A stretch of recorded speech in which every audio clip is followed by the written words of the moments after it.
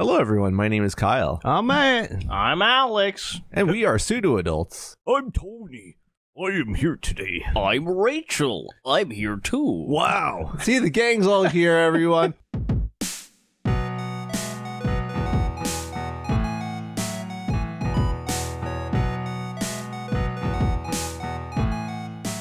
Welcome to episode 175 of the Pseudo Adults podcast. It's anywhere that you find podcasts in the audio form. If you want to watch us in the video form, you become a YouTube Space Zambonie member, and you can watch it too. And you can find me on the social medias at Pseudo Adults, since I don't really want to say the new name. Do you have trouble sleeping at night? Do you want to watch something to help you go to sleep? Maybe. Otherwise, it will be so entertaining you won't fall asleep. Go to Inner Warrior Studio. And if you need to learn something quick, go to... It really threw me off. Go to Inner Tech Warrior Studio. Oh. That. Yeah.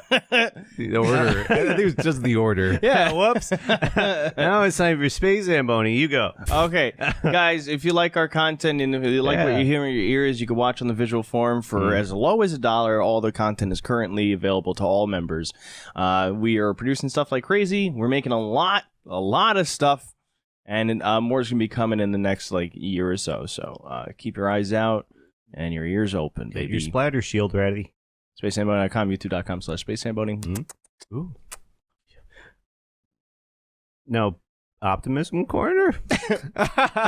Ending whoa? We actually have a lot of things to talk about this episode. I don't know if Oh my god. Can you believe it? No. We just sat down and we were like, we have nothing. No. We have plenty of things. Things. A couple things that we've been up to, and a bunch of movies came out. Oh god. Barbie, the Oppenheimer movie, Futurama is back, Secret Invasion concluded, and there's this Fart Lake movie that you guys have discovered. Amazing. So all that and more to look forward to this episode. So yes, Tony and Rachel are here primarily in spirit, and also they're possessing Matt. Yeah. Find me on X only, the new Twitter thing, Optimism Corner, only on that Classic thing. Rachel plugin. Yeah. Otherwise, don't look for me. Yeah. That is good. You're better at impersonating her than I am. What? Oh my god. I should start getting accusatory. Oh my god. It also works. Yeah. Pretty good. I don't know if there's I don't think she even curses that much. I think I cursed so much when I was trying to be her. Dang. Like, fuck. She Um, curses anyth- 20 seconds. Anything new with you fellas? What's going on? I had an egg sandwich this morning. It was quite tasty. That's your update. What have you been working on recently? That's all you ate in the last 2 weeks. Yeah. You know that breakfast sandwich I've been working on for a week? Finally finished it. Wow. It was pretty good. I liked it. So was this sitting out the whole time? Yeah. Room temperature on the counter. Do you want Give me me to all the bacteria. dial the hospital now, or you want to wait till it starts hitting you? My stomach is iron. I would be able to devour food. Good. Tasty. And plus, I eat my... He's having the stroke now. Plus, I'm so used to all of my aunt's gross, moldy, disgusting food. We wonder why you're always like, my tum-tum. Yeah. No wonder why my stomach is a horrible mess. Well, you have a stomach of iron. You better believe it. That's why everything sinks like a rock in there. An iron cage with acid holes in it. Yeah. That's eating away at my colon and stuff. I went to a Beyonce concert. Whoa, my God. Yesterday. Dude, that's flab. It was a lot of fun. We tried to make like a day out of it. We're like, well, we're driving over there. We tried to stop over in Hoboken and realized how horrible it was to park in Hoboken, New Jersey. I don't know. It's like I pulled into this what we thought on Google Maps was a parking garage, and we got into it and we're like, automated parking garage. And I was like, I've never been in one of these before. That mean? It means there's no humans. Have you ever had to go into a parking garage where it's basically like pull forward, and there was like two different just call them like garages within the garage to pull into, and it had like a thing in the ground presumably to take your car down, and it's like they had instructions basically to pull in, get out of your car and grab a ticket or something like that. Whoa. I'm like, this is really uncomfortable. That's what the hell with it? And I gave it a shot, and I don't even drive like that big of a car. It was like, your car does not meet specifications, qualifications. And I was like, cool, I don't think I wanted to do this anyway. I think I would have got the car back and it would have been like inside out. We put it in the compression cube so it could fit in our space. What if it was like one of those things where it's actually a garage that steals your car, and since it wasn't like a Mercedes or something, they're like, this does not fit the requirement. Nobody wants aluminum content too high. Why does it say that? Nobody wants a Honda? It's a really nice car. I don't understand why. Yeah, like, I think it's better than my old car. You should see my old car. Whatever. It shouldn't detect the catalytic converter gold or whatever that's in it. My God. Yeah, there's just a bunch of guys down there just... Shit. Yeah, but they didn't want it, so... It took us 3 tries. We found a parking garage. Had a delicious egg sandwich. We can talk about our breakfast. Wow. Yeah. It had some like hot honey drizzle on it. Whoa, hot honey jizzle. Yeah. That's delicious. Interesting. May have been a different letter in there. Very selective here. Yeah, but it was delicious. Try going to that American Dream Mall. Have you guys ever been there? No, I haven't been. I always wanted to go. And time-wise, didn't spend, I guess, in retrospect, enough time there. I'm the type of person where it's like, you take me to a mall, I could actually like feel my percentage meter drain from like 100% to 0. Whoa. Where it's just like, I can only handle the mall for like another 5 minutes. And then I'm just like, grumpy flake, remnant of who I used to be. Dang. But it was a different experience. And I was just like, Fred, we probably should have given it more time because it's the second biggest mall in America. The second, largest being the Mall of America, which I went to a bunch of years ago with my dad because it's near where the Minnesota Twins play. It was a pretty epic place. We only got to see like the actual standard mall portions of it, but like they have like very fancy luxury stores and all that. And then they have a Nickelodeon theme park in it. Yeah. What? They do, yeah. Damn. The one thing that the one thing that we did get to see from where we were was they also have an indoor ski. Wow. Oh, I had no clue. That makes me think of Dubai. The only place I've seen that, even though I've never been to Dubai. I tried taking a quasi-lousy picture from like the view that we had because it's like you could kind of see, they were at the bottom of it. They legit had a ski lift that brought people That's up. So cool. We were curious about that. We saw the pictures. We're like, oh, it's just a bunch of kids. Like it's like, I can't ski. That's what I would need. If it's thrilling for a child, I probably would have been like, this is too hard. So in retrospect, hey, maybe if I had a lot more time in the day, it could have been a fun thing to do.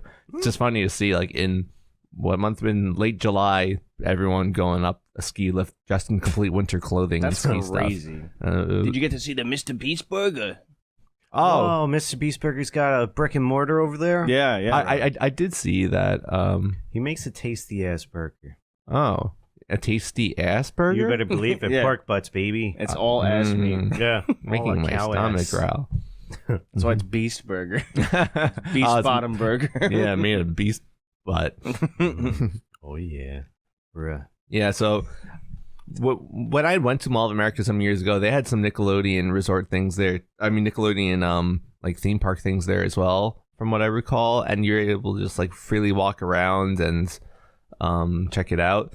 We were like faced with like the time dilemma where it's like, if we walked all the way there, I don't know if they'd be like, no, you got to pay tickets to get in here. And like I would have wasted like a half hour to walk to the complete other side, so I couldn't commit to it. So I didn't check out the theme park this time around. But I was like, hey, it's definitely something I'd check out again one day, especially on a freaking hot summer day. It's probably It sounds really cool. I don't want to see it. So this is the Dream Mall. How many Freddy Kruegers are there? 17. Wow, that's pretty cool. Also, second question: when you go there, are they like, take this tablet and then it's just like, wow, that was the biggest like a mall pill ever. Yeah. It's like a hardcore melatonin. That way you can't cry it out. Now you could really enter the mall. That was the biggest mall ever. While I'm still in the car too, I'm still driving. Yeah. Eat this. Parking was a nightmare. Whoa. It was surprisingly difficult. But then Freddy Krueger. Yeah, a nightmare in parking garage. But that's standard, I guess. I was like, hey, this place is so fancy, shouldn't have its shit together. And they'll be like, here's a parking spot right here. Maybe some kind of automated parking garage. Yeah, come on. It sinks your car. Yeah. It's like, bye-bye. It just goes into quicksand. And then Mr. Beast goes, I got a brand new coffee. Oh my God. Car burger? Yeah, that's how he gets all of his cars to give away. Oh. That makes so much more sense. Huh. All right. We figured it all out today. Mm-hmm. Yeah. The concert itself, I guess. You know, it's funny. We knew it was gonna pour, and I did all these preparations, and I forgot two major things that I prepared: my raincoat, and I filled up a big old like hydro flask of delicious filtered ice water, and I left it right on the counter. Oh no! I'm like, cool, but I packed some Poland Spring bottles because we knew we were allowed to bring, like each person was allowed to have one sealed water bottle per person, which is pretty cool for an arena to actually even allow that. So remember that part. But the thing I did remember was like, we're going to like pregame in the parking lot, and brought the, so someone left over, these, basically Moscow Mule in the cans from when we had our block party. And so it's like, I shoved that like with some ice packs in like a, you know, like a sealed lunchbox and put that inside another one. So it's like that one, those were beautifully chilled by the time we were ready to pregame at like 5:30. That's awesome. So it's like I had my priorities straight, I think. Yeah. How much sushi did Beyonce eat on stage? Beyonce sushi. Well, she said it was all you can eat night. Oh, she was saving up her appetite the whole tour. She's had a food trough. This is not a singing concert. This is a mukbang. Yeah. we were all actually her sushi chefs. We had to make her the sushi. That's why she needed us all there. Oh my God, that's pretty awesome. Yeah, we're like roll it up and slice. It's hibachi. You're slapping the food from like 8 rows. Oh yeah. You make the little onion volcano. We were up in the nosebleeds, and she was like, "Keep them coming. I see you. Slack it off up there." Oh my God. If I had to make an onion volcano, I'd make them as little nipples and put them on my chest. Yes, indeed. Informative. The concert was a lot of fun. It was a very different concert than the ones I've been to. I don't know if I've ever been to like a big pop star concert before. And it was crazy to see how like, yes, there was a band some of the time. Whoa. It's like, you know, they had like a cool backing band and gave them their moments and highlights. Like they broke out like a guitar solo during one of her big like Crazy in Love. There were her daughter came out and danced at one point, and the crowd went fucking ape shit for her daughter. And I was just like, I wouldn't have even recognized the child. Ew, that's crazy. That's kind of weird. To be fair, I thought her kid was like 6. She looked like she was more like about like teenage age. I'm like, whoa, Euphoria's out here. Like, I don't know. Oh my God. Is she also famous, or just because she's Beyonce's proxy kid? Yeah, I don't think she's like has her own music career yet. I mean, she's just a kid, but she comes out on stage and dances. Dang. and the place was like, it was a very like supportive, lively crowd. The most fun like not costumes, but like outfits that you've ever seen at a concert. And it's just fun how like I was trying to be like, so what's Beyonce's message? Like, you know, like, well, what makes her like reach out to such a large amount of people? And it must be like trying to Beyonce. Yeah. Oh my God. Did you see my post? It was Beyonce. Whoa. Oh my God. Holy crap. He's brilliant. Oh my God. What can I do? They killed themselves right before my eyes. I'm just kidding. I feel like it was just like inclusiveness, and I don't know, just like loving yourself and positivity, but actually, like, it was what? How much lemonade was at this concert? There was no lemonade. At No the concert. Lemonade, but your famous song by Ezra Koenig is it's- Lemonade. In retrospect, I was like, I mean, you have a huge discography. What do you like skip? I was like, oh yeah, she didn't play that song. She didn't do All My Single Ladies. She didn't do Single Ladies. Oh my God. I'm surprised there wasn't a lot of pee, because that's kind of like lemonade. No urine.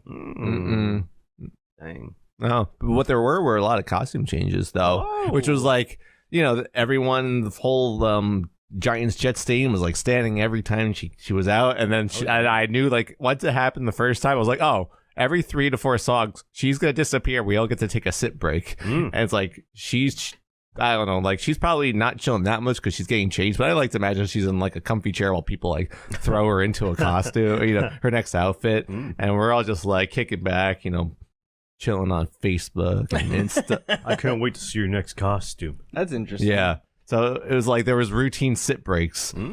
Huh, that's very strange. Yeah. So it was kind of funny. It's like it had a real rhythm to it. Be like, oh yeah, all right. Okay, she's back. Oh, Beyonce. Yeah. So, all right. So that's all I got. Dang. Yeah, I mean, we've been doing some fun stuff. We're trying to plan more things that we're making. We did a whole bunch of like parody recordings yesterday. Awesome. And we just sat down in front of a microphone and then trying to make a 1-minute parody recorded for 20 minutes each thing that we were doing. Like improv like a 20-minute like story. In a weird way, it ended up becoming that. But I'm like, all right, well, when I edit this, I have to edit down to like a 1-minute parody. Wow. But it'll be fine. I mean, probably like some 2 minutes or whatever. But yeah, we did like Chef Gordon Ramsay meets Remy from Ratatouille. That's funny.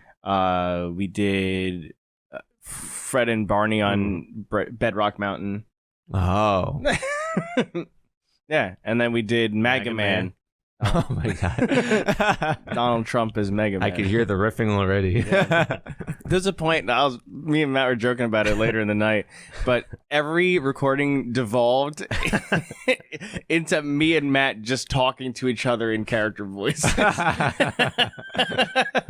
And sometimes in the same character's voice. Like The voices just kind of blended. Yeah, it really did. Even the Fred and Barney one, there's a point where me and him just switched. It's like you're editing, like which one do I sync with which at this Yeah, I'm point? like, what the fuck am I gonna do? So when it got to that point, we are doing that for like 5 minutes. I'm like, all right, let me end this recording because this is gonna be unusable in like 2 minutes. That's so funny. And what else did we do? We did Peter Payload episode 2. We did some recording for that. So, and I'm trying to do rigging and a few other things to kind of make other animations a little easier to produce. So Awesome. trying to get some more stuff out there. Awesome. Well, regarding my music stuff, I think I finally finished, I don't know, I guess the technical term is like the mixing phase, but I've been calling it the finalizing phase. Just trying to like tweak the levels of certain things and make sure like everything's kind of equalized the way it would sound hopefully best. And now I'm up to what I guess is the mastering phase. So all I've done the last few days on and off is exporting everything as a WAV file. And I'm going to follow this guide that I found. And it's basically you're supposed to use a song in the same genre. That way you can see the WAV, file and like compare to it. And like if something I add to it looks too small, too large in comparison, then it's probably the levels aren't right. I have to go back and tweak it and re-export it. So, and then it's a half-hour guide video. So I imagine like it's probably got some good steps in it. So I think I'm nearing the end. I really got to look into the artwork and stuff like that. Yeah, I've been listening to it a few times while like drawing and doing stuff like that too. So it's been my like background music for thank you right now. So much appreciated. Of course.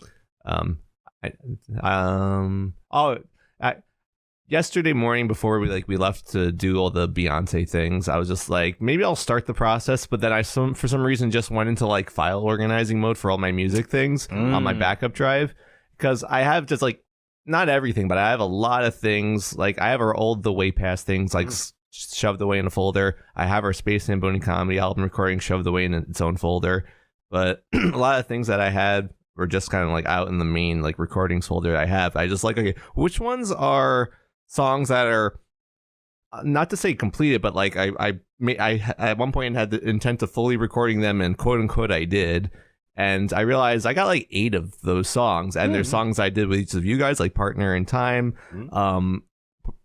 City Trains, and Infinite Universe, and some of the stuff I did myself, just like screwing around and not planning to do on my upcoming thing. And I was just like, oh, there's a, like it's close to being like its own thing too. So I was like, one day I should probably like do the same process I'm doing now for those songs. Yeah, that's cool. And just like, it's like their songs, like they should hopefully see the light of day one day. So, but I'm excited once I'm done with this mastering process and finally going to turn back to comedy albums. I'm definitely like enthusiastic about it right now. So that's awesome. I want to keep working on our silly songs. It's gonna be a good time. Yeah. Oh yeah, bruh. Wow, bro, that's gonna be really cool. She should sing a song Oh my god, yeah. about putting on high quality makeup. Lay the foundation, baby. Lay it down. You gotta look fine at the Met Gala. There has to be people that turn that into like a DJ set, right? Her talking in general. Probably. I don't know. I feel like the way TikTok is. Okay, fine. So we can't do it then. Someone already did. No, we could do it. Yeah, of course. Oh. Because it'd be Matt doing it or us doing it collectively. Just one chant in her voice.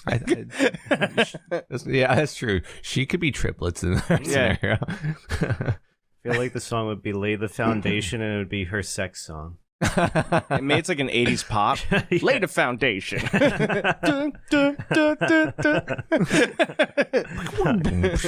Yeah, the song's not done until it could play in a Streets of Rage background track. Yes, so some movies came out recently. Oh my God. The past weekish or so. But Barbara, the movie. Barbara. Oppenheimer, Yeah. the movie. Ew. What? Oppenheimer? Barbara and Oppenheimer. I just realized if Oppenheimer flopped, it'd be Floppenheimer. Whoa! Holy and crap. and it bombed at the box office. Oh my God. And then, Oh, shit. And then people farted in the theater and it stunk. oh, did someone leave a stink bomb? The one review online. More like a Stacy bomb. Like Space Everybody left one movie review ever for Oppenheimer. My, holy Florence Pugh's boobies. In summary, I did not see the movie. I just wanted to say all these things. Florence was PU. She stunk in Oppenheimer. Cillian Murphy killed his performance. Killed my brain cells watching this movie. So you watched Oppenheimer. Yeah, sure. We want to talk about that one first, then we'll get to the Barbie. Yeah. Yes, I saw Oppie. Ooh. I had a Monday where the missus was doing after work things, and so I was just like, hey, I could see a 3-hour fucking movie. Damn. She was fairly indifferent about it, and I was like, I want to check it out. I want to see Barbie as well, but I knew I couldn't see that one without her. So we're planning to see that one tonight. So not that I don't want to see it, I very much want to see it. I look forward to hearing what you guys have to say in a bit. Oppenheimer was a very cool movie, very Nolan-esque, even though it continues his World War II obsession with his last one. They're like, oh yeah. I heard Cillian Murphy consisted of a diet of farts to get this thin. That's true. It's the only way to be. He huffed him, or Yeah.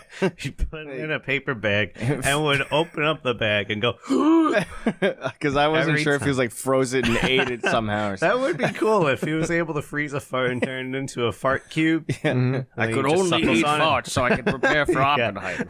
That's how he gets into character. It was like his weird, quirky science experiment. It's in the movie? Oh yeah. I've finally done No it. one's like, leave it in.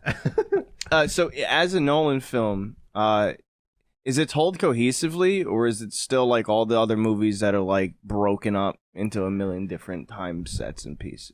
I think it is cohesive. It does do the Nolan thing where it kind of skips back and forth between I'm afraid I'll give the mild spoiler alert. I'll try not to be too specific. But in terms of like how the plot flows and those things, you've been warned. Otherwise, skip ahead. There's like the trial where they're referencing things that happened, and then they go back in time to like those things happening, and they kind of like address those things kind of simultaneously. So it's like that's not so bad. The thing that they do in this movie, which I had to read on. Actually, I the internet told me before I saw the movie is there's some things that are in color and some things that are in black and white, and there's no timeline difference. Like they could show Robert Downey Jr. the same age in black and white in one scene, and then like 10 minutes later they're back to the same time, but he's in color. And what I learned from the internet is the black and white are supposed to be more objective scenes. It's like these are like stuff that happened. I'm sure there's like it's still scripted and stuff, but this is like stuff that's like documented to have happened. The stuff that's in color is subjective and is fictionalized essentially. Wow, and he wants you to know that while watching the movie. Yeah, you're sitting there for 3 hours and you just want to enjoy. You're like, this part is. I would love that if he just had like a big dark screen with white text being like, "This is what happened," kinda. Yeah, and then it's like this scene is done. Now back to because it's not like the black and white's completely like documentary. It's not like I can't imagine it's like word for word history. So like, and yet that they're just like, no, this part's objectively true. And then I would love if the scenes that are like subjective are just like, I made a pee pee poo poo doo doo in my pants. I'm Oppenheimer. Ooh, I'm Oppenheimer. Yeah. Somebody please change my diaper. Yeah. I gotta make this bomb. And then it cuts to black and white. It's just really normal. Very different voices, by the way. Oh, baby. I just crapped my pants. I made poopy Heidi. I'm the one who shits.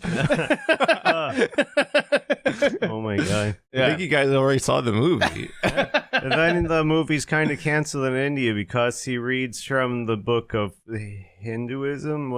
I forgot the name of the book. Oh, he does? Yeah, because apparently he got into like the Hindu religion really deeply, and he reads the one phrase about now I become death or something. You saw that part. Yeah. Nah, I just read about it. Well, that's one of his favorite quotes, right? Yeah. From I become death destroyer of worlds. And they're like, oh my god, he's got to get canceled. Take that out. That scene was a little strange to me. I'm like, it's like if you ever see that movie, let me know if they had that page and that part like bookmarked or something, because it looked like Florence Pugh grabs the book, opens to a random page, and she's like, read part of it to me because it's in, then continue plowing Sanskrit or something. And yeah, that is what happens from what I read. Apparently, are you serious? But that random page she opened up to was just that was the only line that he read. And I was like, that was very convenient. Stare at my nipples and read a book at the same time. Yeah, like I'm just gonna read the part that I like. This scene's in black and white. And that's the other reason why it's canceled in India, if I remember correctly, because it was during the intercourse. Wow. Would you like to know more about said intercourse? Yes, I would, please. It sounds like you guys have been given an expectation. 5,000 scenes of intercourse, black and white scenes of reality. That would be the whole movie's black and white except the sex scenes. How many sex scenes were in black and white? We can't confirm he had sex. We don't know. Do you actually want me to tell you? Yes. I'll tell you the truth in black and white right now. Oh my god. Do you have to? I'm just kidding. I sit on masturbated breath.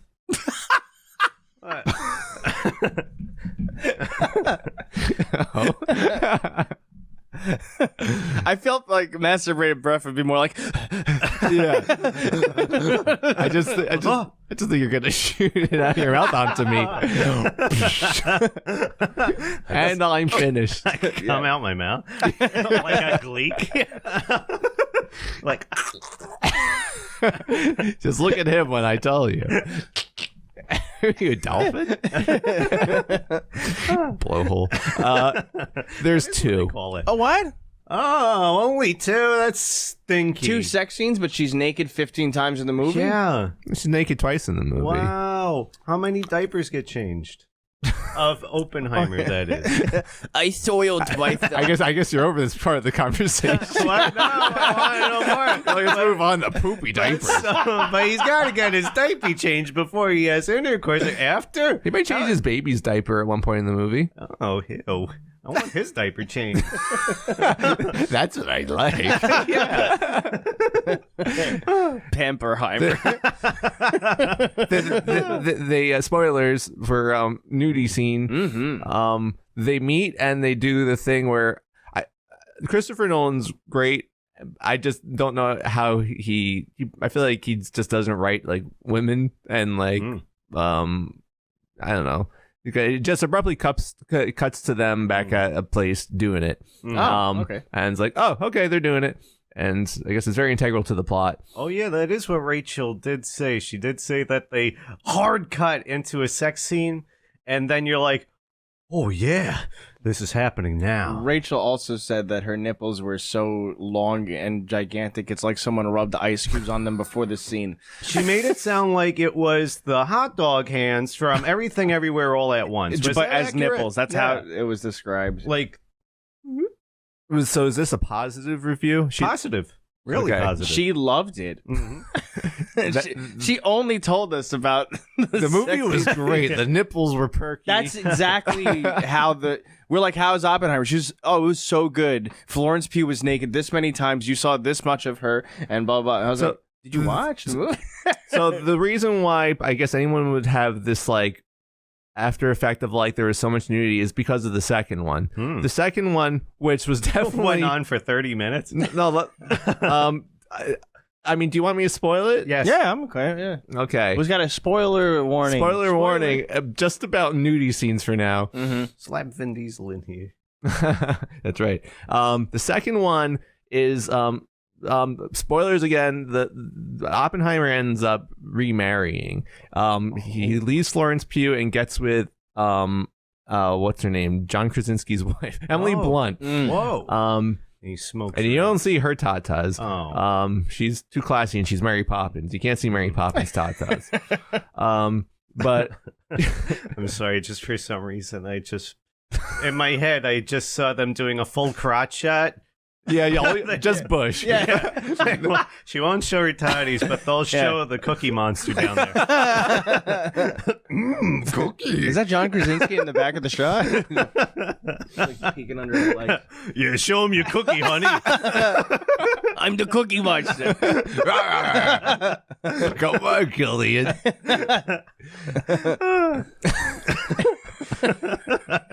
At some point in the movie, when they're in like accusing mode of like is Oppenheimer a communist? Has he done some anti-American things? They start getting into like the past of him, with his, I guess first marriage with Florence Pugh's character, and they kind of establish Emily Blunt's character to be more like, I don't know, she has like psych issues and stuff like that. I guess they kind of give both women, I don't know if that's messed up to say, a little bit of psych issues, because they really focus on Pugh's character's psych issues. But Emily Blunt's character is kind of sitting there in the room, like kind of like not happy that this conversation is happening, and then it gets to the point where she's imagining seeing them fucking right in front of her, like on the chair in the room, and they film the scene with all the white dudes in the chairs around the table while they're basically sitting at the end, like where I'm sitting, where she's just like riding him and like, oh baby, this is awesome. What? And Emily Blunt's like sitting there just like imagining it, like in disgust. Oh my god. Yeah. That's pretty cool. They should have gotten more creative. He should have had like the leg up on the table. Just Really plowing her. You just like knock all the stuff down, be like, yeah, baby. Time for the nuclear bomb, and he throws a cover over her head. He just Dutch ovens your heart. Yeah. I hate to see that on a 4K theater. The nuclear bomb was enough. I don't want a Dutch oven. You could smell. We'll make Cockenheimer. Yeah. We'll make. Oh my god. We'll start. Fockenheimer. Yeah, we'll make the porn parody. Okay. And yeah. That's there for like no reason. Yeah, that's Besides being hot. Yeah, it's just there, I guess. I don't know, for the character to be like, damn, that pisses me off. That's it. Yeah, it really served no purpose. It's subliminal to have kinky doopies later for the couples. Oh, sure. I saw it by myself. So, you ready? Got a couple of hands. You ready, boys? Hey, kinky, Start working. Hey, dupers. Yep. Making and dupers. The other thing about the movie, it's like everyone's like, the bombs, the explosions. Do you want me to tell you, or should I hold off? Were the bombs makeup done very well? Um, Were they done by Michaela? Oh, they look fantastic. Perfect. yeah, you gotta go on Michaela, the makeup artist TikTok, and appreciate it. But she shows how to make a great nuclear bomb. Oh, nice. Just like Mommy used to make. Yeah. I would say if you see this movie, don't go expecting to see a lot of explosions. Oh. Yeah, it's not really about the explosions. I feel like that's what the internet built it up to be. It's about the people. It's about the guy. But you know who you can expect to see in that movie? Albert Einstein? That's right, Josh from Drake and Josh. Wow. Oh. That's pretty crazy. He might be the guy that pushes the button when they test it. Oh my god. And is he cursing a lot the whole time? Fuck! Shit! Fuck! Just drops over a Drake Bell concert. Oh my god. I finally got you, Drake! Target acquired. I think that was Megan! I think that was just a Drake concert. Oh no! Damn it, Megan. Is that a thing? He curses a lot? He did once. He left Drake and Josh to show how edgy and versatile he is. Okay, I thought there was something else to it. And that's how he changed his vocabulary and got his groove back, like Stella. Mm-hmm. Huey from The Boys is in the movie. Huey? Yeah, and the Rami Malek's in it for like a second. He's the guy that stares at the explosion. His teeth. He looks at the button before Josh pushes it. He strikes me as a character that they really like cut out of the movie. Oh, damn. Oh, that sucks. He is cool. I could be wrong, but they give him one quite impactful thing. The movie like made me be like, oh, I feel like I should pay more attention to like the plot in the beginning and not just the sex. I'm just kidding.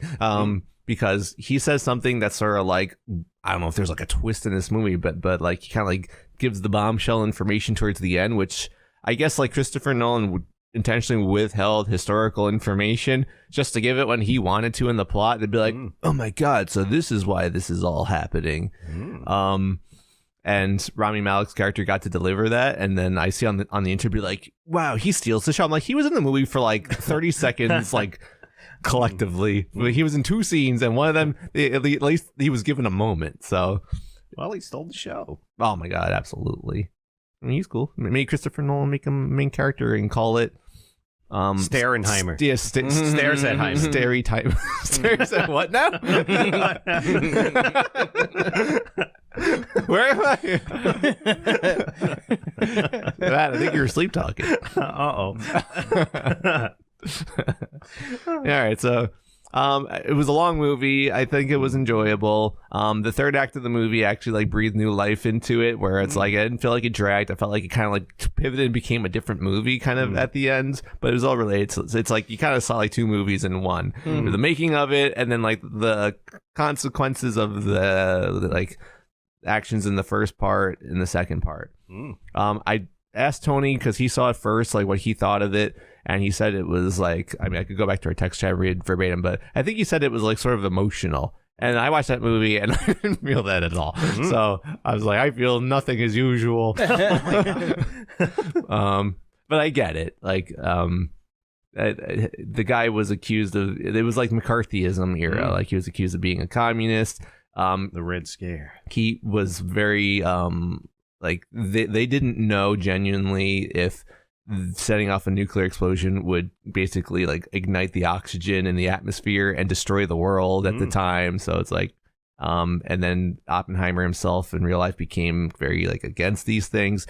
They were simultaneously developing the standard atomic bomb while he was initially like, they had the separate hydrogen bomb committee, but then after that he was just like very against the hydrogen bomb. Like, there's no reason we need an even larger explosion. And they're like, that means you don't want, you know, America to be safe and shit like that. So that plus like, I think, I don't know, they make it seem like everyone back in the day just like had to have a brush with communism. Like it was just a way of life. So it's like, you brushed by it. Are you communist because you don't want a hydrogen bomb and stuff like that? Yeah. Robert Downey Jr.'s character was very good. It was very Robert Downey Jr. It's like he's gonna just Doesn't he just like improv his lines? Like he takes scripts as suggestions, and if they hire him, they know he's going to do that. He has a specific person that doesn't let him say the lines the same way twice, so they'd give him like a different word every time. Whack him in the kneecaps if he does. Yeah. Cillian Murphy said that like the scenes with him were like, I guess, like rewarding, challenging, because he had just be like really paying it, like following our DJ and be like, and making sure that he's able to keep up with all the improving. Dang. That's pretty cool. Yeah. Okay, I want to hear about Barbie. Amazing. Great movie, everybody. It was really, really good. Barbie is beautiful. How many ham sandwiches did she eat during the movie? She ate 15 ham sandwiches per second. So, I see why you loved let's see. That was, how many seconds was that movie? It was probably about 2 hours. So 2 hours times 60 times 60. Does that sound right? So that's like 3,000 something. At least 40 seconds. Times 15. Yeah. So approximately like 5 million ham sandwiches. It was pretty good. Impressive. That's very impressive. I thoroughly enjoyed the movie. I think the last 10 minutes, I felt like I was on crack cocaine and acid. It was pretty weird. Yeah, because the movie takes like this weird turn where it decides to be emotional. Yeah, and it doesn't earn it. Huh. But it's like, no, we're an emotional movie, and we've earned this ending. And I'm like, oh, no, you didn't. I see where they were going with it. It's like the women empowerment kind of thing. But it's like they could have just done it with humor, like they did with the rest of the movie. Yeah. I mean, not even that aspect of it is just so weird. It just takes such a weird... montage. Yeah. Or like dream-tage. Was it like look at all the friends we made along the way montage? No. Oh. It was random people doing random things, and that was it. It was like dreamality. Okay. Well, I'm seeing it. I'll try to judge for myself. When I look to my right or left and see my wife weeping, that'll be like, well, reach some people. We'll see what happens. I think Gianna was emotional touched from by it. But I just didn't. Do you find yourself emotionally touched by some movies? Yeah. Nowadays? It's increasingly less, right? It definitely depends on the film, but unless it's Blood Fart Lake, that movie touched me. But the rest of the movie was really good. It just really funny. Yeah, they had a lot of cool Barbies that were also like discontinued. Kens. Yeah, different kinds of Kens. I did glance at IMDb and I was like, Barbie, Ken. That's the credits really too. Funny. Yeah, at the end of the movie, it's just Barbie, and then the actress's name is so funny. What are you gonna say? Yeah, all of them are real Barbies too. Yeah, real Barbies. They made them into toys. Yeah, or they were toys and based on them. Yeah, and the movie like shouts that at you too. They're like, these are real. They existed. Was there any connection to the Mattel-averse? Nah. Oh, well, kind of, because they have the whole... Oh, Will Ferrell character. Yeah, Mattel's like a whole building and its own character. I would say characters, but they're basically one giant character. Okay. But they didn't connect it to like Hot Wheels or... Not yet. Is Masters of the Universe and all that Mattel? And what's the Transformers? Transformers Hasbro. Ah, the Hasbro verse. Yeah. Ooh, they should... Hasbro, bro. Take. I'll be right back. Okay. But yes, the movie was extremely funny. A lot of fun to watch. Yeah, I fancy you as a Ryan Gosling. Ryan Gosling the Bird fan. Oh my god, yeah. So to satisfy your Ryan Gosling cravings? Big time. Even though I know he's kind of like getting hate because of, why? I don't know. Alex showed me. It was a thing on Twitter or something where he brushed off the guy from Shang-Chi. Yeah. Simon. Yeah. And then they're like, oh my god, I would never show my face in Hollywood again. How disgusting. You brushed him off in the movie? Or? Oh no, brushed him off when they were taking pictures and whatnot. Like, for the movie. I don't know. Because he had his hand around his waist and he's like... Had his hand around another man's waist? No, Ryan Gosling, the guy Shang-Chi. Yeah. Put his hand around Ryan Gosling's waist. That's hot. Yeah. And I guess Ryan Gosling wasn't feeling it that day or at that moment. And he's like, therefore we should judge him forever based off that one moment. I mean, that's what people do with Millie Bobby Brown, right? Yeah, because she's bad. bad person. But it's all the same things. Yeah. I'm just kidding. So the movie, I'm curious, is it like Speed Racer vibes? Was it like, this felt like this was all like in front of a green screen and they kind of like made a kooky? I feel like they had a lot of stuff on set, which was really cool. Yeah. It wasn't too much green screen that I could actually see. I quasi know from the trailer. You know what? Watching Oppenheimer, I saw another trailer for Barbie that I guess I had missed, and it was like the plot trailer, because I was like, oh, I didn't know this was like part of the movie. Like, it's like Barbie goes into the real world, and I guess, you know, like Will Ferrell's like the Mattel guy. I didn't realize that it was going to be that meta. Like, I just thought it was going to be like Barbie in Barbie Land, and I don't know, maybe something was going to be introduced to Barbie Land to make it weird, but it sounds like she just gets sucked out into the real world or something along those lines. So I'm sure there's real worlds, you know, like they're outside times, but otherwise, I meant they go back and forth to Barbie World, and on top of that, there is something brought back to Barbie World, but I don't want to spoil the surprise. Oh, that's exciting. Yeah. Okay. But it makes everything wild for the Kens. Oh, I can only guess. Oh, yeah. Flashlights. How'd you find out? How'd you find out, bro? They brought back beautiful Mary Kay makeup. Sorry, we keep doing this impersonation. Matt found this TikToker, or were you told about Alex? Alex found this TikToker? Yeah. Oh, and Matt was the one who introduced it to me, and I was just like, she's very quotable or impersonatable. Yeah. She is a splendid human being. Mm-hmm. I do enjoy her voice. I think a lot of people do. The thing that's being memed is that whole Kim Kardashian part. Oh, which coincidentally is the one that you like the most too.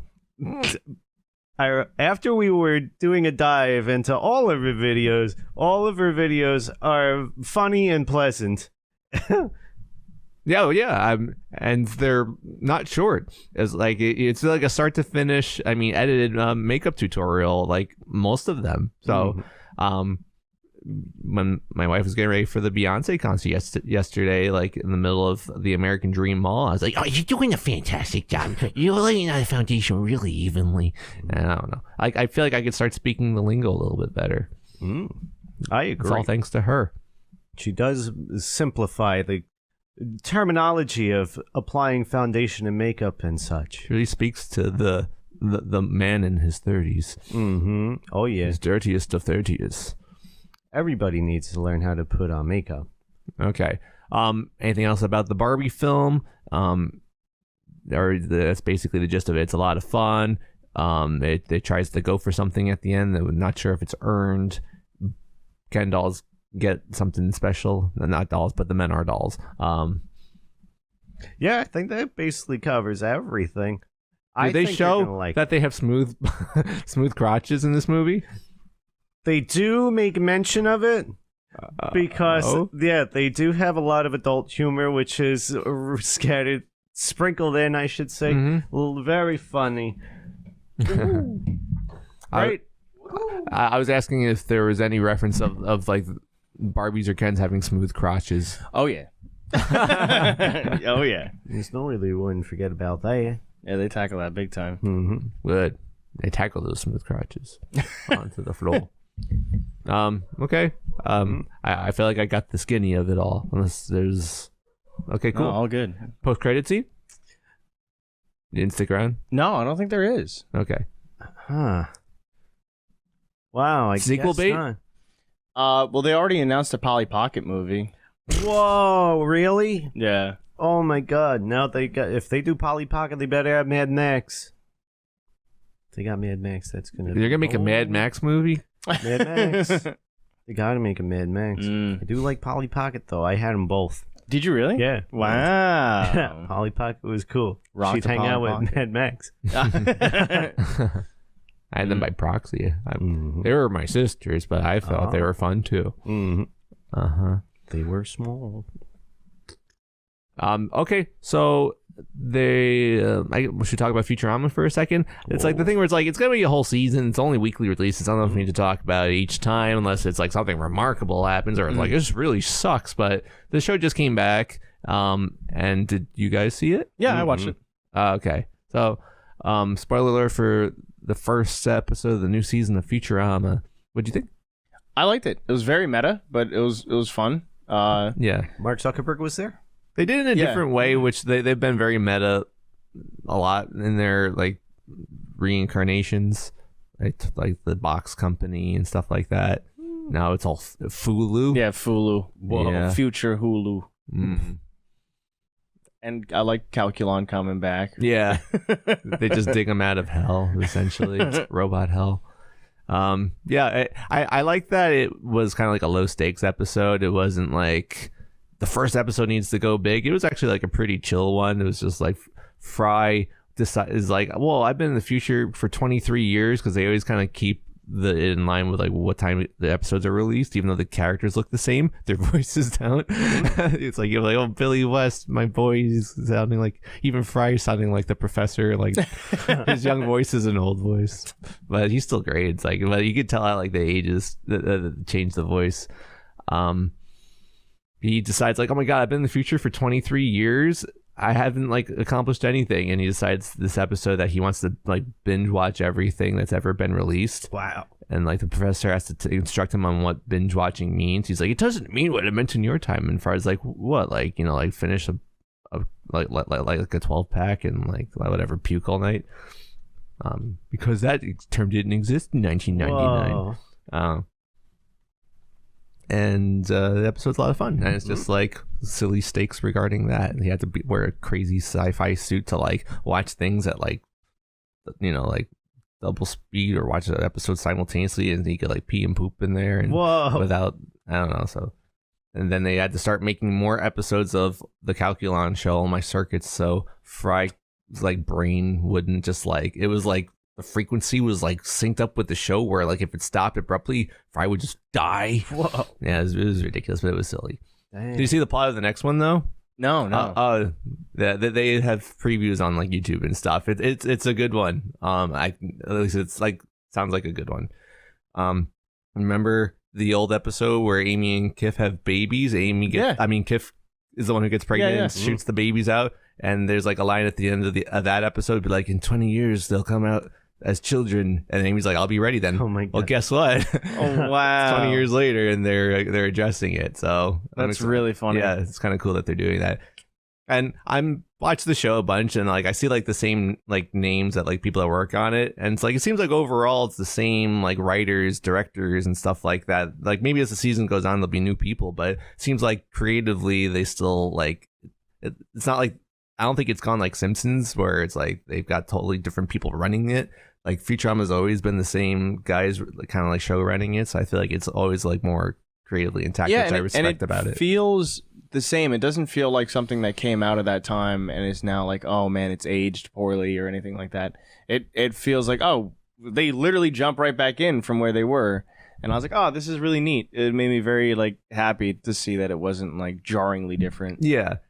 And it's always got the charm of like their reference humor is always a year old already because that's how long it takes them to make the show. But still to see like them make references like within the past couple of years, like on there, it's like, whoa, it's so refreshing to see like things that happened not too long ago on there. Yeah. So I'm very happy the show's back. I hope other people watch it because it'd be funny after now that's like been on and off for apparently 20 plus years. If we're to have like a long run. Billy West is like over 70 years old though, so I'm like, people should retire. Like people shouldn't. No one should retire. Work till you're 100. So what? Something weird about me that I've noticed is I get upset or depressed watching elderly people act. Oh. I just like, oh, they must like really need the money, or they're like trying to like do things for their family. Like they'll never be as successful as me, so I have this responsibility. Dang, what if it's like a passion project and they really enjoy it and they're happy, like they don't want to retire? That's probably the truth, and that's the argument to the contrary. But I just like, But what if it's that? They have this burden on themselves. Because Robert De Niro's still acting, and he's just like, ugh. He does the same thing in every movie. Well, he Betty also just White had went all the another way to the child. grave. Yeah, What? but that's okay. They're multi-billion trillionaires. Yeah, so Betty White went all the way to the grave. Yeah. She didn't stop. Betty White. She went was a beyond the national grave. treasure. Oh my god! I told you guys when I went to see the Spider-Man, the last one, not the last Tom Holland one, been home and before coming, Bound? after coming, and then Oh wow! Spider-Man after coming. Yeah. before coming, after coming, and into the coming verse or whatever. Yeah, that Oh my one god. with Toby and Andrew. Yeah. Coming with Tony and Yeah. Andrew is the name of the movie. No Way Home? Yeah, that one. Thank you. Oh yeah, they all have home, not coming in their names. Yeah. I had the but wrong. I like it. I had the wrong keyword. Cummy-verse. Yeah. There was a coming attraction for Betty Whoa. White's 100th birthday. Yes. And she had just died like 2 or 3 days prior. Like, oh dear. 100th birthday bash. Yeah, I couldn't believe it. That trailer comes up and then she dies. That was sad. And they left it in the coming attractions for the next month. Yeah. So where was I going with that thought? Old people acting. Old people acting. Yeah, bums me out. I'm sorry. I like to think of them as happy and doing it just because. They enjoy it? Yeah. That's definitely true. I'm not saying I'm being irrational, but I just like I see something behind their eyes that I'm like imagining. And plus, old people need old people to fap to also. Now, everybody can't be something. I feel like old people fap to young people. Oh, sounds Did you hear about gnarly. the Golden Bachelor? The Golden Bachelor? Yeah, they're making a new Bachelor spinoff called the Golden Is Bachelor. that elderly people? Yeah. That sounds awesome. Oh, no, I'm sorry. I got to get my aunt on that show immediately. Immediately. Yeah. Okay. Was it called Old and Bachelor? And they're like, we can't call it that. Add a G. Golden Bachelor. Oh my god. I mean, yeah. Yeah, that's strange. They showed a picture of what the Bachelor looks like, and he's like, Stud. he's insanely handsome, and says like he didn't need a show to get any. Dang. How old we talking? Is he like in a wheelchair? Oh man. Yeah. Hooked up to an IV? He's in hospice. They're like, But he's rich, ladies. The young in the hospice. Ooh. oh my god. I forget. I think he's like 70 or something like that. And I think any of the eligible ladies on it have to be at least 65. Wow. So it's like a MILF Manor sequel. Yeah, he's got some hotties around him. Yeah. Huh? If they look anything like him, then genuinely good looking people. You better be taking his beta blocker. Oh yeah, they're gonna make his heart go crazy. Mm-hmm. A dunk. Okay. So the show Secret Invasion, the MCU show, Wow. finale'd this past week. Oh my god. Spoiler alert if you haven't seen it. Alex, did you finish it? Okay, so spoiler alert if you haven't seen it. Matt? I haven't seen it. I like spoilers. I'll just listen to the spoilers. Okay, where we leave off. Nick Fury, alien. Oh. Baby. Oh yeah. We're like, are they gonna? Is he like? We thought it was like Samuel L. Jackson, just like living his life essentially. Yeah, we were talking very broad about it because last time Tony and Rachel didn't see it either. So we were like, that thing with this thing is how Jesus. long? Scroll. That's true. We were talking around it, which I don't know. Do we still do that? Do we keep it in theme or just kind of shoot the it's up shit? to you. You shoot the shit. We gave our spoiler warning. I already scared people off. Yeah. Can't Nick take that Fury's a scroll, yeah. back. Well, there were two of him, so one of them was Whoa, one of him was a scroll. just for the sake of that scene. Yeah, just for the finale. Yeah, pretty not for the whole crazy. show. Just for one scene in the finale. He was in two places at once. That's crazy. I did like that part of it because at first I was like, this is pretty boring. I don't know what's going on. And I'm like, it's just old men coughing. And then, Oh my god. Yeah. So I was like, okay, why is that other secret agent lady being cooler than Nick Fury and like taking out all these guys and stuff? And then when they made this switcheroo, I was like, all right, Nick Fury's doing cool shit. Right. Yeah. I don't know. What do you think of the super fight? I was the whole time being like, what are they gonna do with this girl? Like, what are they gonna? I'm like, they have to kill them both, or else she can't exist in this universe. She's got everyone's powers. Damn. Yeah. I mean, Skrulls, I guess, could just instantly adapt. Is that? I guess that's true because they just kind of like look at someone and they're able to like impersonate them perfectly. So I guess you could go with the logic that they basically get this is a super Skrull serum, and they visually show it by like they're able to like she has like it's a great first example. She has Drax's fist when she wants to. It's like they're able to dig into the MCU visual effect database and just like copy and drag and drop it onto them when they want. Cool.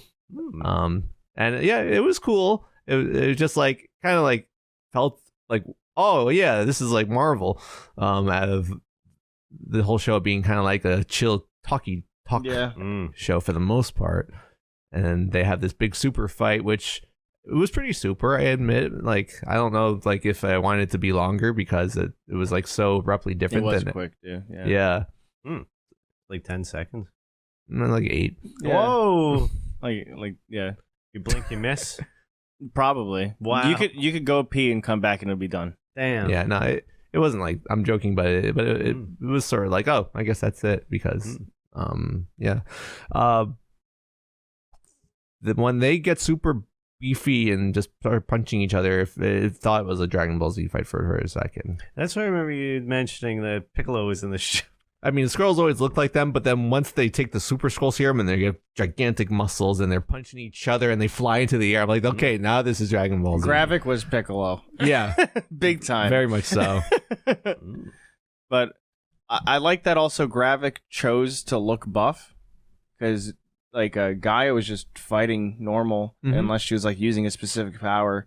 But Gravik the whole time was like, no, me buff boy now. Yeah. He wants to show it, feel it. Yeah. He just wants to look hot. What's going on? Yeah. You sassy boy.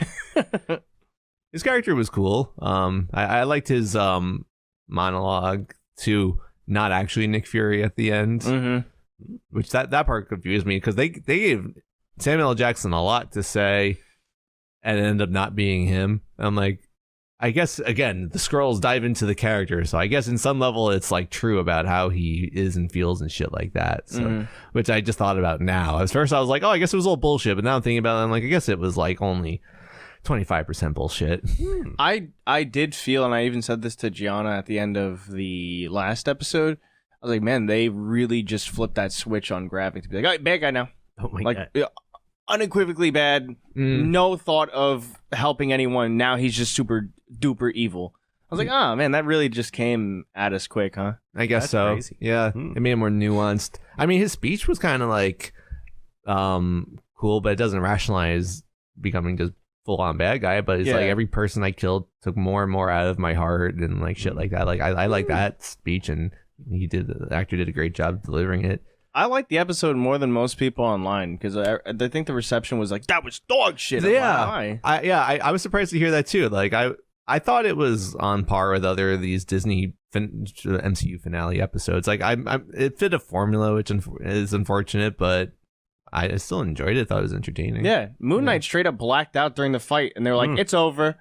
At least, yes. Like at least this we got to see a fight, and like I don't know, it was cool. It was with Emilia Clarke. Yeah, I think that big Skrull reveal that has been revealed already, but the timeline of it made people pissed off. Okay, because that character that I think last time we were like, what I want to know is how long he's been a Skrull. Yeah, and once they like showed that, the internet was like, fuck this. But it's still. Like, can we talk about it? What character is it? It's got to be Captain America. Super duper spoiler alert for Secret Invasion. With what we're talking about, character stuff. 3, 2, 1.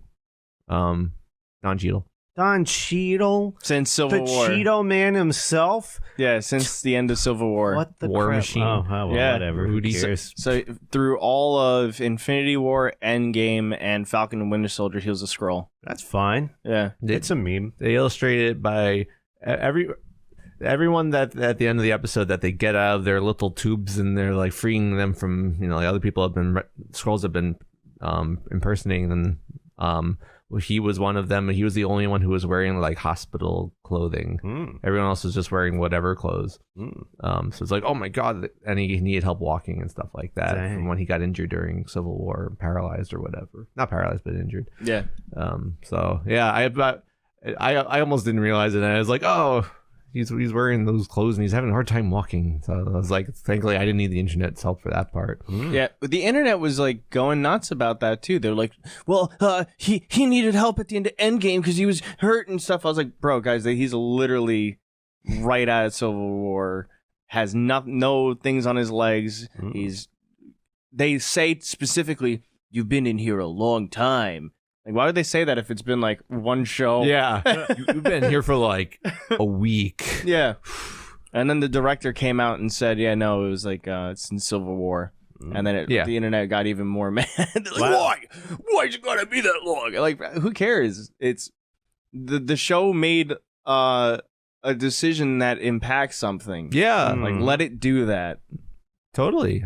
Like, it could be as minor or major as they want to make it. It could be nothing if they want to make it nothing. But if they make this Armor Wars thing with him, then you gave his character a lot to do all of a sudden, and they made him a whole lot more interesting than he used to be. Yeah. The story of having someone live your life for years and years, and now your best friend's dead, like, you thought, like, everyone, it's crazy to now put him in that situation. It's gonna give his character like a lot to grow and become. Totally. So I think it's cool, and especially because the comics did like way worse with Skrull stuff. And even there was like an old Avengers show where Captain America they made Captain America really cool all of a sudden, and then at the end of the season they're like, yeah, he was a Skrull, all that cool stuff you saw.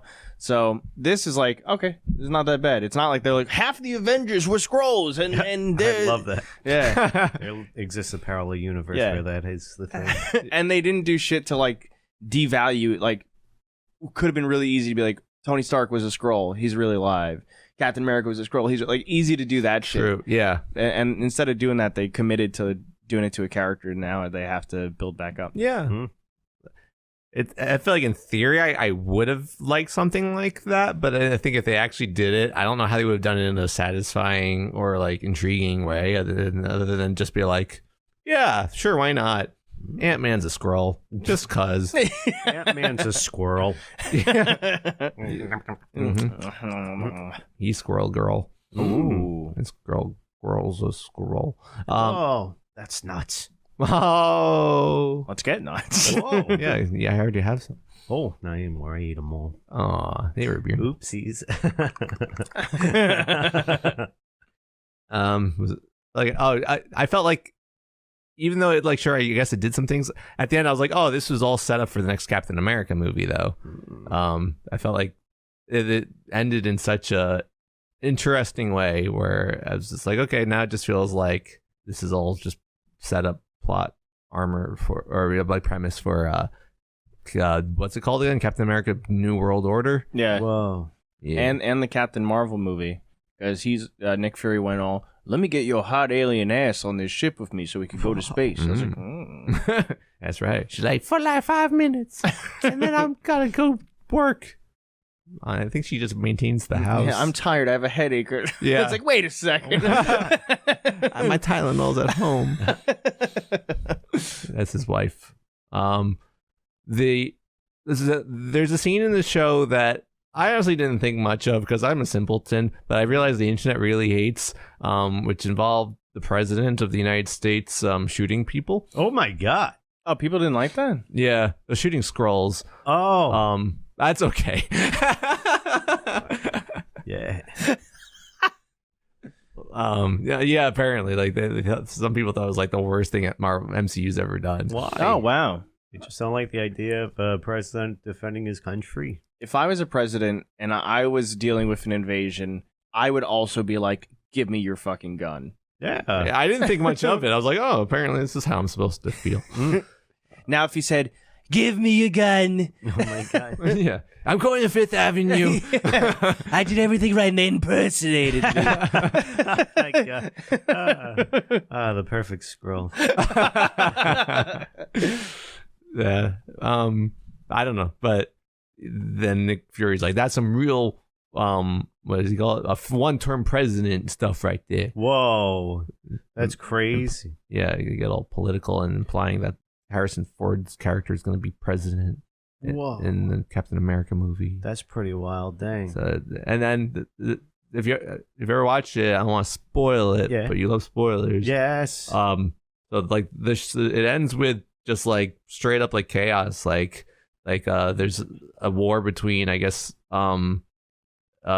pro-Earth Earthlings and anyone who isn't Skrulls, and I guess people who sympathize with them. And it's like, and it just seems like everything's sort of like the show ends in like a state of complete chaos. Like people are just killing each other out in the streets and stuff like that. That's crazy. Thinking they're Skrulls too, so they're like killed regular people who too. aren't even. Yeah, I was like, oh shit.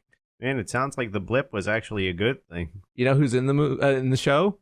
Shooter McGavin. Oh my God, he hasn't been in anything in 20 years. And guess what happens at the end? Does he die? He gets shot. Oh my Shooter God. got shot. Damn, that sucks. Yeah. Does he live? Mm-mm. No. Oh, I guess it's possible, but they don't. They didn't imply no. Hey, nothing's impossible. It's true. Yeah, and if you like Emilia Clarke, you'll love this show. How many times does Nick Fury curse? He says you must be out of your scroll ass mind at one point, and I was like, yeah. That's why they pay him the big bucks. Mm-hmm. Yeah, I don't even. He says, "Motherfucker, motherfucker, motherfucker." Oh God, that's his traditional dialogue. Yeah, he says it 3 times in a row. It was in the comics. And then Beetlejuice shows up. Whoa, Beetle motherfucker. You want to get nuts?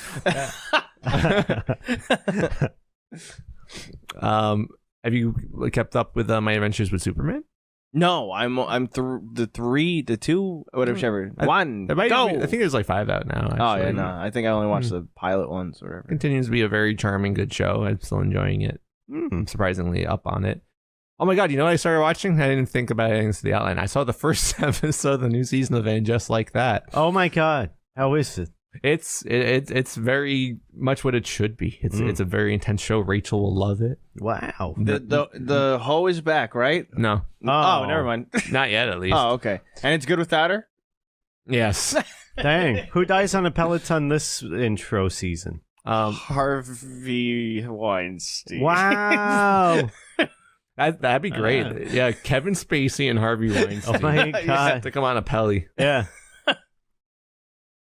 It was kind of like I don't know, maybe I'll sound like a villain if I start saying things about characters that I don't find visually I don't want to vision where there was one in particular who I think we've talked about before on this podcast where the first episode, it's all we saw so far. There's a bunch out right now. We're catching up. We will be caught up. But it just begins with like, oh yeah, there's lovemaking going on. Like everyone's kind of like getting on with their respective people right now. And I'm like, I just don't want to see that one.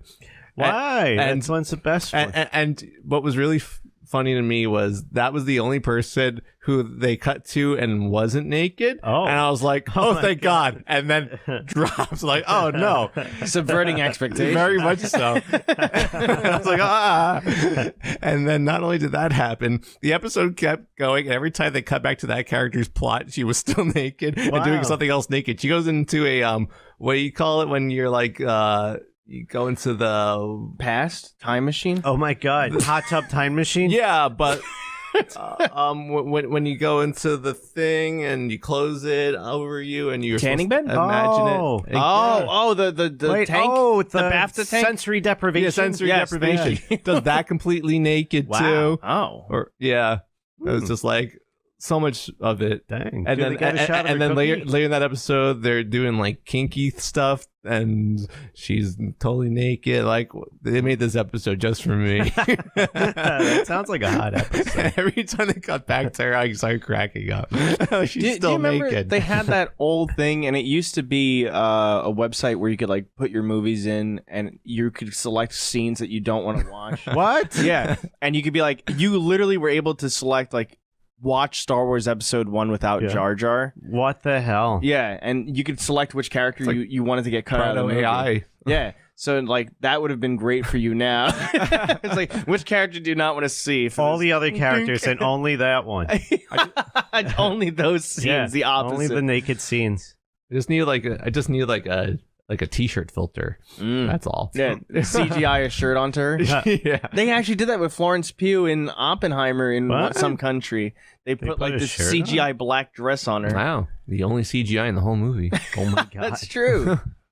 That's so funny. Yeah, so that was overall a fun episode. Okay. So you guys came across this filmmaker.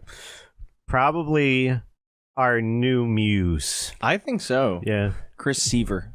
Okay. He's a genius. So just how did it begin? We were talking about just like watching something on Amazon, and so I saw a bunch of crappy movies on Amazon, and I was like, just naming a couple of them. One of them being Blood Fart Lake. It really stuck out, and I was like, how about Blood Fart Lake? And then I went through a bunch of other movies, but that one sounded the most intriguing. So we watched it, and the rest is history. It's magical. Yeah, actually, funny enough, the first day we were watching a movie, we're like, maybe we'll come back to Blood Fart Lake when we're in person. Because for some yeah, that's right. We didn't watch it that night. We watched it when we were together. We watched a different movie that sucked ass. Yeah, and I wish we watched Blood Fart Lake. Oh my god, yeah. So then Olivia was over, and we're like, we're going to watch Blood Fart Lake. And then that was magical. Outstanding. I couldn't... Super funny. Yeah, it's like the most filmed with my home video recorder. I want to make a movie. It's going to be silly, stupid, like not take itself super serious, like amazing. And then every character is like a character. Yeah. Like Broadway crazy character. So we went into the BFU, right? The Blood Fart U. Oh my god, yeah. we sunk deep into that.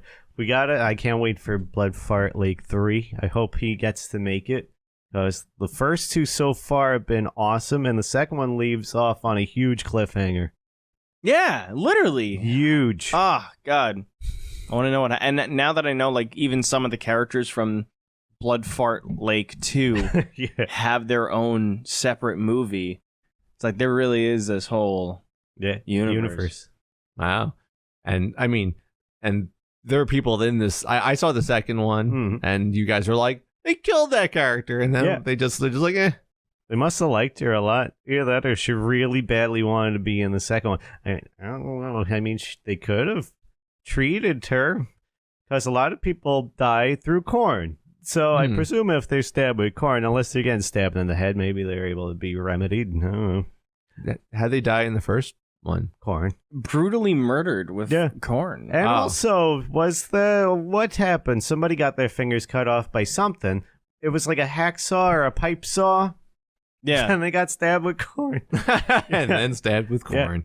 That's how they all gotta go. Is it stabbed with corn? Jimmy got corn. Jimmy cracked corn. And I care, because that makes the best movie, apparently, is when people are getting stabbed right in and they make the cornhole joke, and geez.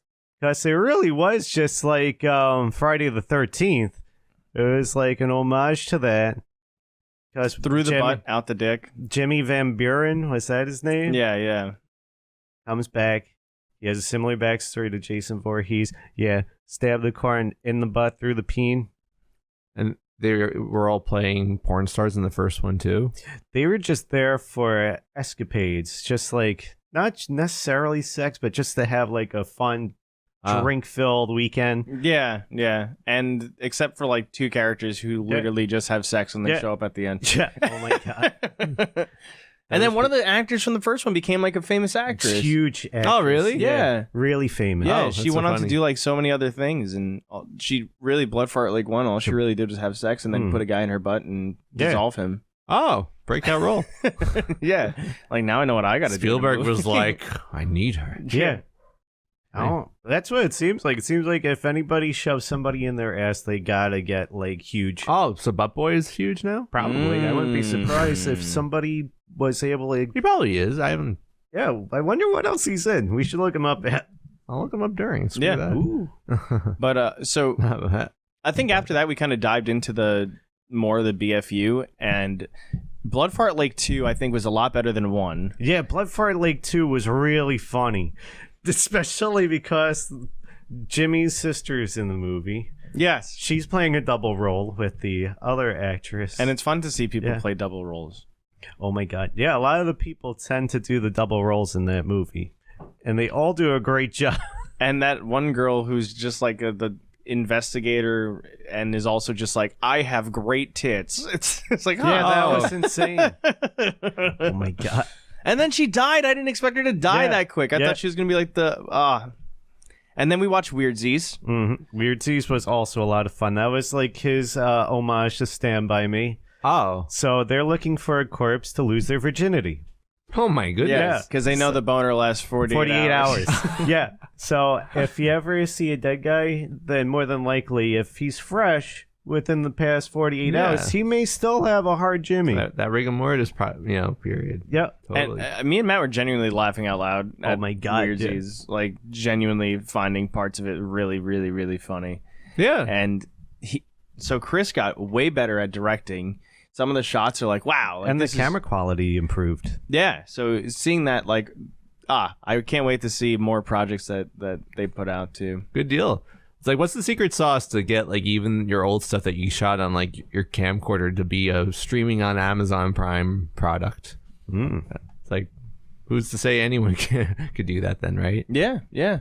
Well, they've been apparently they have like a documentary. Yeah. They've been making stuff together for like 30 years. And it's all like the same people and stuff. So, and then I actually reached out, and we might have him on a podcast. Special guest. He said, "Yeah." He responded. Yeah. Whoa, that's awesome. So, might get the BFU. All the story. That's awesome. Yeah, that'll be a really good one. Things to look forward to. Yay! And then he'll box. I'm just. My god! He's gonna put him in the ring. Yeah, ding ding. Oh my god. Very cool. Okay. All right, so if for this is like we're catching up on things, you guys also, or should I take a turn? You then you'll take another turn.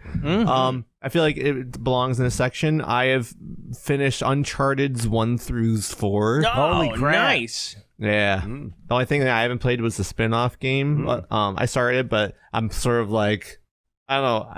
I was like, I need a break, and I tried the Tony recommended demo of the new Final Fantasy game, which I've never played any Final Fantasy anything in my life, and I started. I'm like, I don't get it. Yeah, I know it's like a new story, new universe, but I still don't get it, and I couldn't get roped into it, so I'm like on a pause with that as well. A menopause. Exactly. Cool. I haven't bled in weeks. Well, I'm sorry. You're just hemorrhaging right now. Yeah. I sweat blood. I'm so envious. I thought the Uncharted games were really cool. I thought they were great. I played them in order as per everyone's recommendations. It was very interesting. Uncharted 1 as well as 2, I felt like took this monster turn. And then they always like tried to quasi explain how like no. The first one, they're the Spaniards. Are like, oh, really? The Spaniards that went there in whatever Central America all those years ago have been living underground, and I guess Tony Hawk Underground. Yeah, exactly. Developed their super strength. Developed super strength and became pale golem monsters. Like that could just like brainless monsters that just run around and do like monsters and chase you. I'm like, okay, cool. It's like it was surprising at the time to be like, whoa, this game took a weird turn, but I played The Last of Us, part 1 before that, so I was like, oh, at least I kind of get those vibes. And the second one did something similar, took a monster turn, and it ended up just being like, oh no, these are just, you're out in the middle of nowhere with these ancient civilizations that haven't met mankind, and why not? They could also be crazy, agile, and bizarre looking as well. So it was kind of cool how Last of Us 1 and 2 took that approach. When's Uncharted 5 just going to touch the Amish? Oh, what are you doing here? Yeah. Hey, Oh, I see you're touching me. You get attacked by like a barn. Yeah, the barns are the monsters in the game. Oh, we got these big monstrous barns. They just keep attacking us. Yeah, in the they just middle of keep the walking on their 2 legs. It's like, what the fuck? These They're Amish Scottish. Yeah. They're kind of The anthropomorphic. Skarmish. They're anthropomorphic as fook. It's Fook. Yeah. All right. And then they kind of lost that afterwards. Like this Uncharted 3, I think the most monstery it got was like flesh-eating spiders and Whoa. in one part of like going underground. And what did Uncharted 4 do? I like it if there was like spiders that eat your flesh and file your taxes. Ooh, some spiders I could get behind. Take care of all my problems. Yeah. Are they good at the taxes or are they terrible? Really good. Okay, good. Always positive. I can always grow back skin. Yeah. Take some butt skin, turn it into that waffle place. Just they left the inside of my butt, and that's what I replenish. Cool. Yeah, I'm trying to remember what Uncharted 4. They did like one quasi like go with the flow type of like suspend your disbelief, but it was no more monster. So it's kind of funny. Like at first I hated the monster thing, and then I missed it. I was just like, where is it? I have an expectation. Now you have to meet a quota, and you haven't. But the stories are always fun, very adventurous, and I see why people like them so much. Uncharted 4 felt like just like a love letter to the fan base, and like a crazy much better the graphics got from when it started. Be like, oh, is this what they're supposed to look like the whole time? But they've aged them appropriately too. And the way the game ends, which you guys haven't finished it, right? I haven't played 4. So- Yeah, I only played 1 through 3. I only played like It sort of ends on this place where like they really can't make more of these unless they tell someone else's story, I think. Or if they start going like Uncharted 3.5, like they start like filling in like a gap between. What if Nathan Drake, 80 years old, golden oldies, and he's trying to get the golden wheelchair? Perhaps.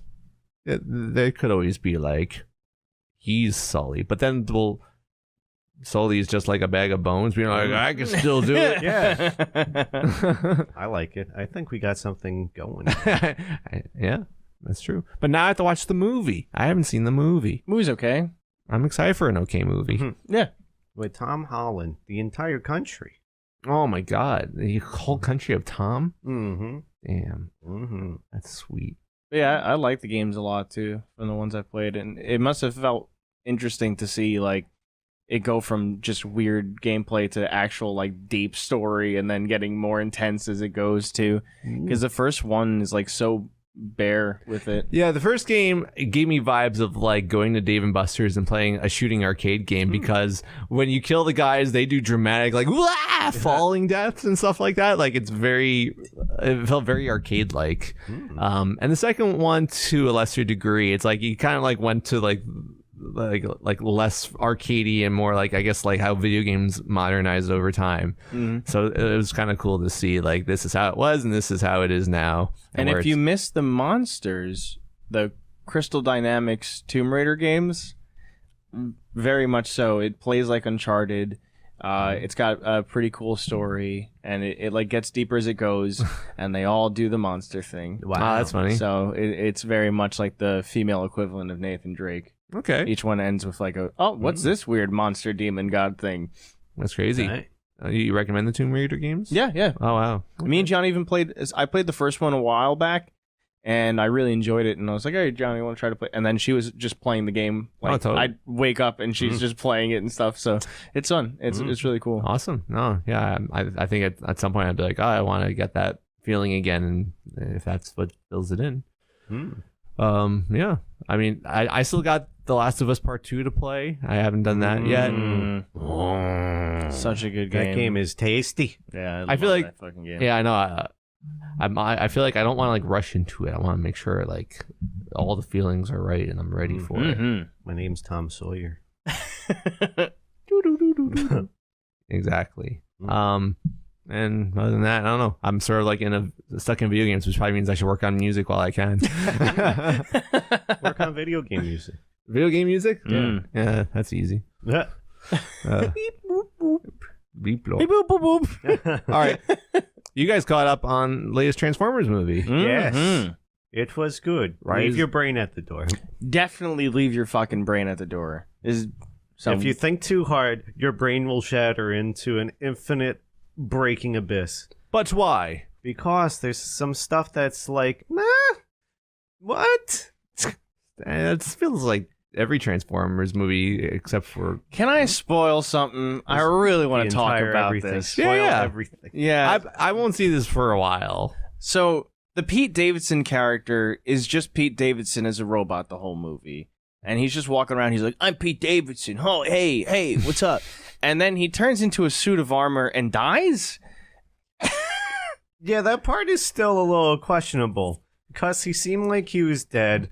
And then he's like, no, I'm just pulling your cock. I'm not dead, Yeah. but I'm going to be you now, covering your entire body. And then, then he's just permanently a suit thereafter for some reason. I don't understand why. Yeah, so a Transformer who's a robot that could literally, apparently do anything with it. It's like turns itself into weapons for people, does all this shit, turns itself into a suit of armor for the main character, which once again, too much humans for a robot movie, especially where the it's supposed to be about animals.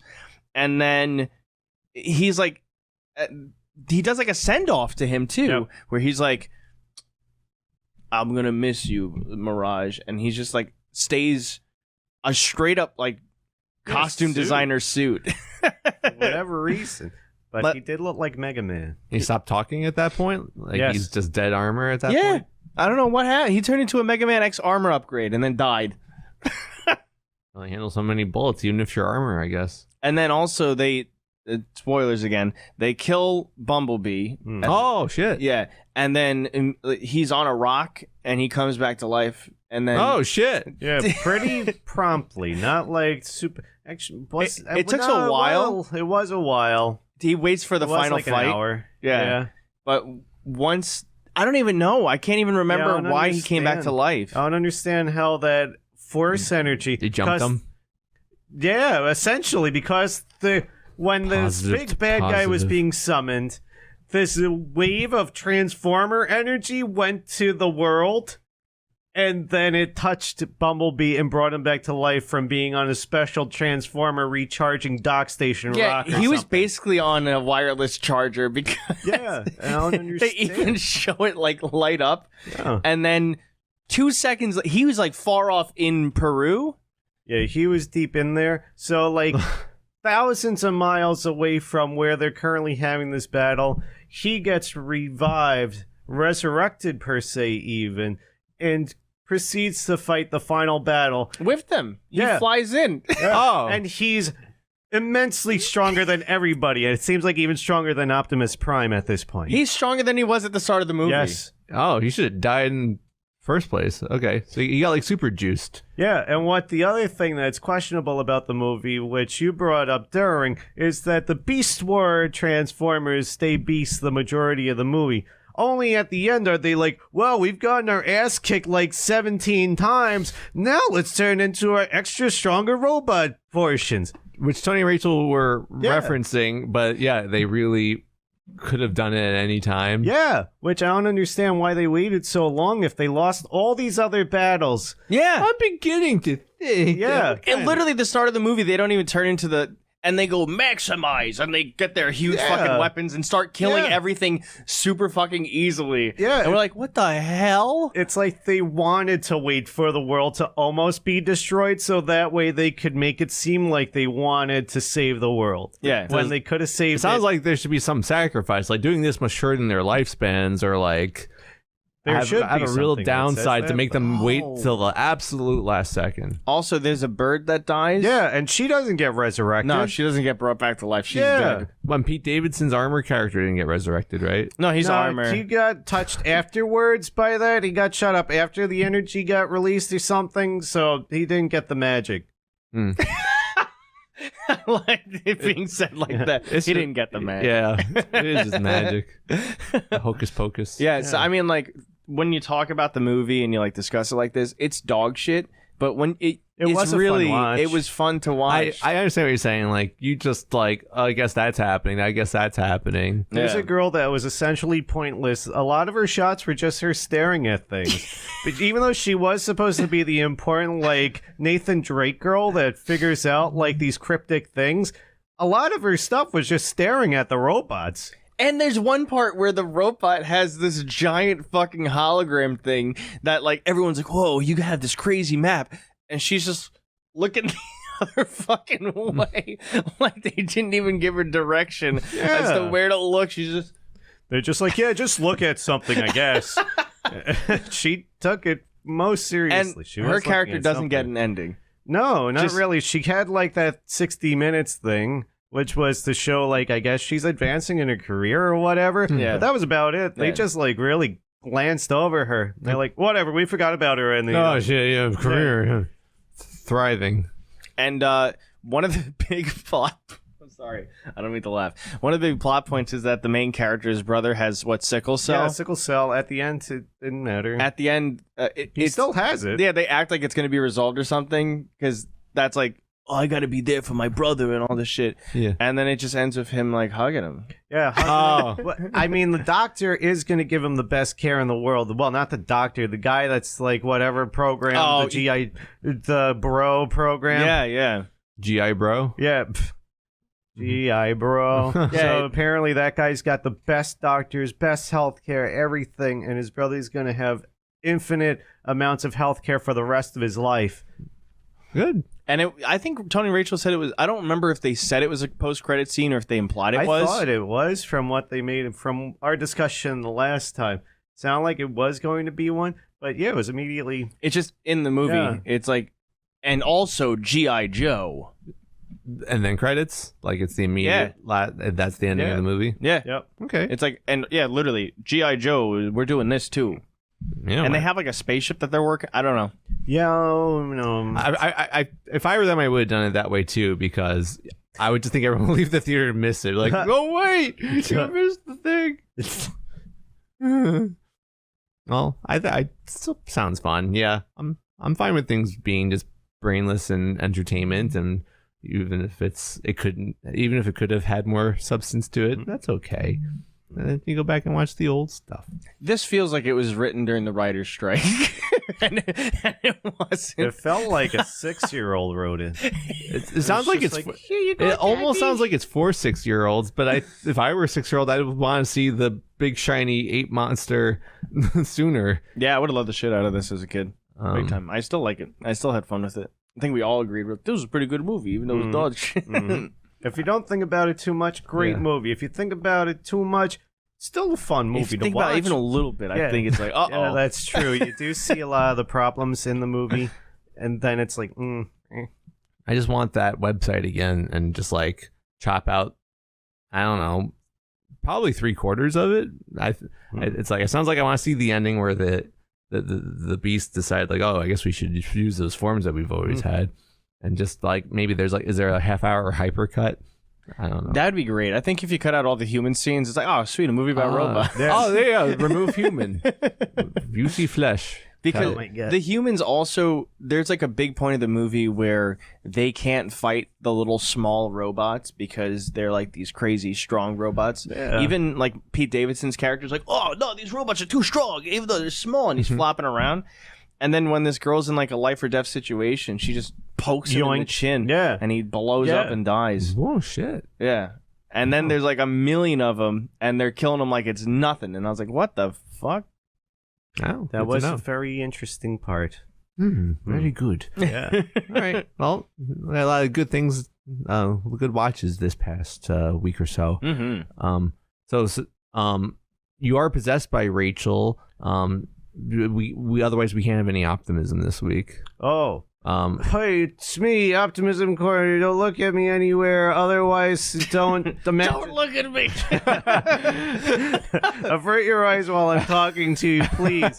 Did you know that penguins are the only birds that wear tuxedos? Oh, snap. That's the optimism for today. I congratulate myself for knowing that material. Very good. That was a great source yourself. You're welcome. It was me. Okay. So we can't have any Batwoman, right? Yeah. I could talk about. I've been slowly finishing The Flash still. It's rough. That's all I gotta say. It's really rough. Force lightning? I'm actually on the final episode and I stopped. I was like, I'm good for now. This is a 3-parter now. Oh my God. It is a 3-parter. Is it? Yeah. Amazing. I'm on part 3 and I was like, I've earned a break. I'm watching it slowly, but it's almost done. That's it. And that's our episode. Speaking of just about done. Wow. Hey. And just like that, we had the ending. Whoa. Oh, there you go. We'll catch you on episode 176. Oh my God, I'm mad. I'm Alex. And I'm Tony, Rachel, and Kyle. Whoa, now you're possessed with the spirit of the Whoa. 3. You got the immaculate 3 in you. That's right. And we are Pseudo Adults. Whee!